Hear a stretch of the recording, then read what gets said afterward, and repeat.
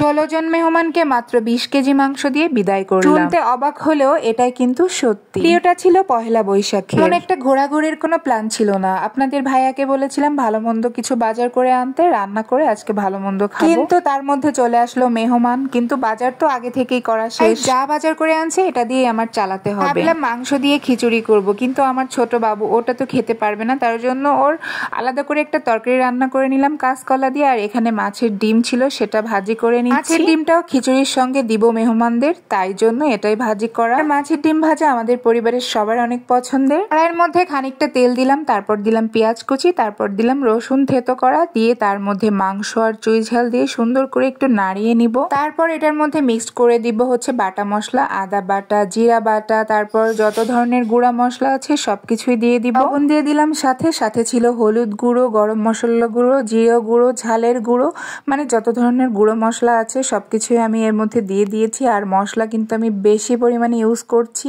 কারণ এই মশলাটাই আমি হচ্ছে খিচুড়ির মধ্যেও যাবে, কারণ আমি মাংসটা পুরোটাই আমি হচ্ছে খিচুড়ির সাথে মিক্সড করে রান্না করব। তাই মশলার সাথে সুন্দর মতো মাংসটাকে কষিয়ে নিব। যেহেতু লোক অনেক, তার জন্য অনেক ছোট ছোট করে মাংস কুটেছিলাম আমি, একদম তেহেরিতে যেভাবে মাংস দেয় ঠিক সেভাবে। খিচুড়ি দিয়ে যখন মাংস দিয়ে একসঙ্গে মিক্সড করে রান্না করবেন অবশ্যই মশলা বেশি দেওয়ার চেষ্টা করবেন, তা না হলে কিন্তু খেতে একদমই ভালো লাগবে না। ভুনা খিচুড়ি রান্না করার সময় যত বেশি মশলা দেওয়া হয় তত কিন্তু বেশি মজা হয়, আমার কাছে তো এটাই মনে হয়। এখানে সুন্দর মতো মাংস আমার কষানো শেষ, এবার আমি হচ্ছে খিচুড়িটা তুলে দিব। বাসায় যে নর্মাল ভাতের চাল আছে এটা দিয়ে আমি খিচুড়ি রান্না করছি। এখানে আমি 1 কেজি পরিমাণ চাল নিয়েছি আর আধা কেজি পরিমাণ হচ্ছে ডাল নিয়েছি, ছোলার ডাল। ভুনা খিচুড়ির মধ্যে আমরা ছোলার ডাল ইউজ করি। তারপর এটার মধ্যে আমরা কষিয়ে রাখা মাংস দিয়ে দিব। আর আমি কিন্তু মাংসে অনেক পরিমাণ মশলা দিয়েছি, এজন্য এখানে আর বেশি মশলা দিব না।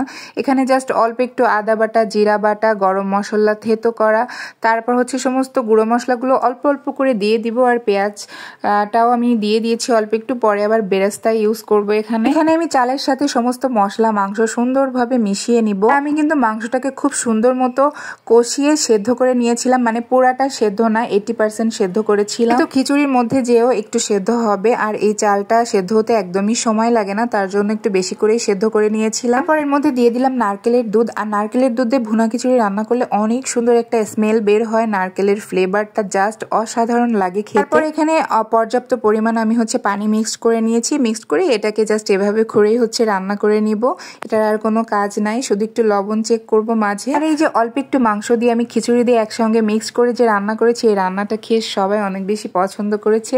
আর আমার মেহমানগুলো বিদায় হয়েছে, মানে তাদেরকে চালিয়ে নিয়ে যেতে পেরেছি। এটা যদি আমি নর্মালি রান্না করতাম আমার কাছে মনে হয় এটা কম পড়ে যেত, তার জন্য আমি এভাবে করে মিক্সড করে রান্না করছি। আলহামদুলিল্লাহ খেতেও অনেক মজা হয়েছে, আর মেহমানরা অনেক প্রশংসা করেছে। এখন দেখবেন আপনাদের বাসায় মাংস কম কিন্তু মানুষ বেশি, তখন আপনারা এভাবে করে খিচুড়ি স্টাইলে মাংস রান্না করতে পারেন, তারপর হচ্ছে বিরিয়ানি স্টাইলেও রান্না করতে পারেন।